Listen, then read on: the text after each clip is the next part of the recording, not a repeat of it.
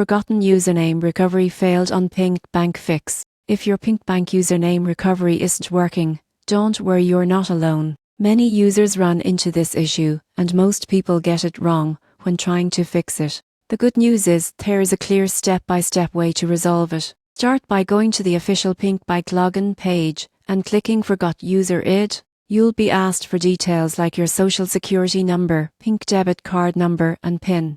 Make sure every entry is exact, especially your card number and SIN. Even a single mistyped digit will cause the system to reject your recovery request. If the site says your information doesn't match, it might be because your contact details are outdated. Try using the phone number or email address that was originally registered when you opened your account. Many people overlook this and end up stuck in a recovery loop. If you're not receiving PNC's verification email, check your spam or junk folders. The sender should be PNC Bank Online Services. Also, make sure your email inbox isn't full, which can silently block new messages. If all else fails, try recovering your username through the PNC mobile app. Sometimes the mobile app updates faster than the web version. If that still doesn't work, call PNC customer service at 1-800-762-2265.